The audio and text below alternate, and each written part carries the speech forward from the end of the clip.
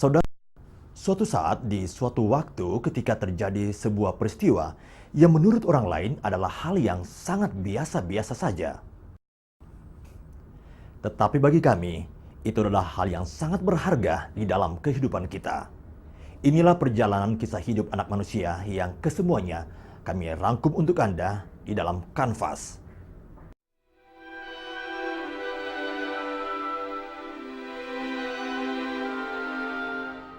Saudara, segera kita ikuti pemaparan kisah hidup dari salah seorang anggota Dewan Perwakilan Rakyat Kota Batam, yaitu Bapak Asmin Patros, tentang lika-liku kehidupannya sejak beliau kecil.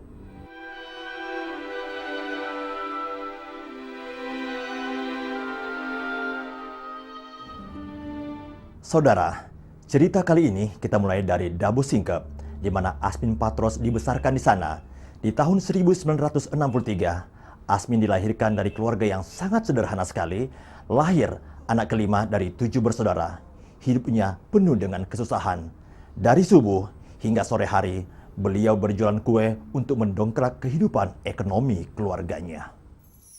Pemirsa, cerita kali ini kita mulai dari sebuah perkampungan tua di gugusan Tanah Melayu, Kepulauan Riau, Dabo Singkep.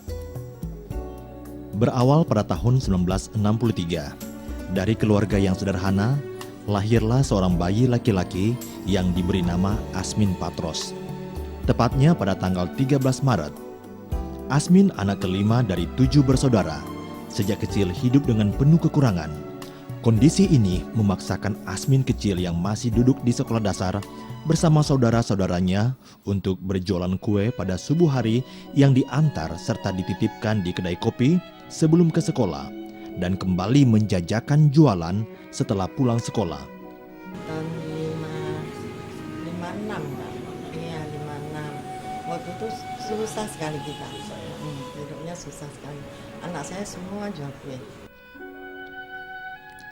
Dengan dorongan semangat dari ibunda tercinta, pekerjaan menjual kue ini dijalani hingga duduk di bangku SMP.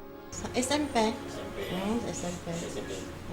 SMP kelas 3. Berawal dari pengalaman inilah, jiwa wirausaha Asmin Patros mulai terbina. Namun hal ini tidak pernah mempengaruhi kegiatan belajar di sekolah. Ini terbukti Asmin Patros tidak pernah tinggal kelas dan selalu terpilih menjadi ketua kelas dari SD hingga SMA.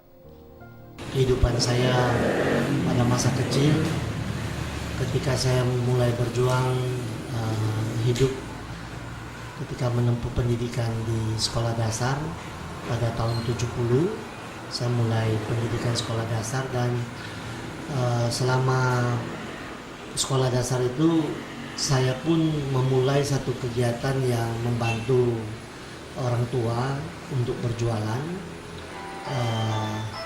Kegiatan itu saya lakukan setiap hari dan setiap hari saya harus berjualan kue sebanyak 4 kali, yaitu masing-masing subuh itu menjual kue yang basah, kemudian kira-kira jam 10 sepulang saya sekolah dari SD saya harus jualan otak-otak, kemudian pada siang hari jam 1 sampai jam 2 saya jualan.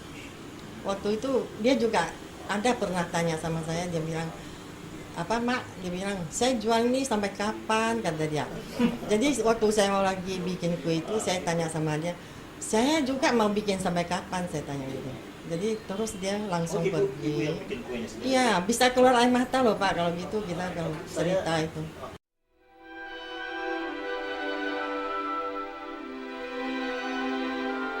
Saudara, sejak duduk di bangku SMA, Asmin Patros memutuskan untuk melanjutkan pendidikannya di Kota Bandung.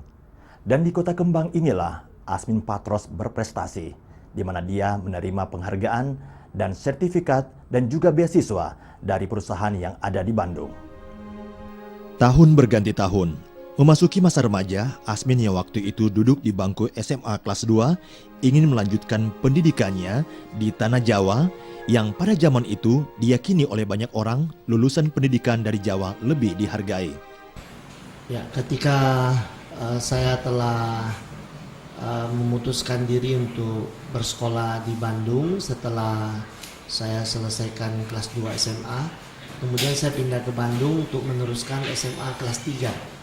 Dan saya bersyukur diterima di SMA Negeri 6 Bandung dan menyelesaikan pendidikan itu pada tahun 82. Dia mau pergi, saya bilang saya mana sanggup, saya bilang mau begitu banyak masuk itu apa tuh kuliah ya.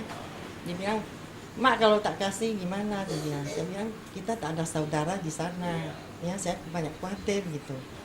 Jadi dia juga mau pergi Pak.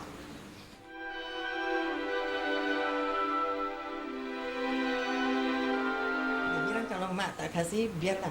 Saya juga motor saya jual, saya pergi katanya. Jadi saya kasih juga Pak, dia pergi. Sebab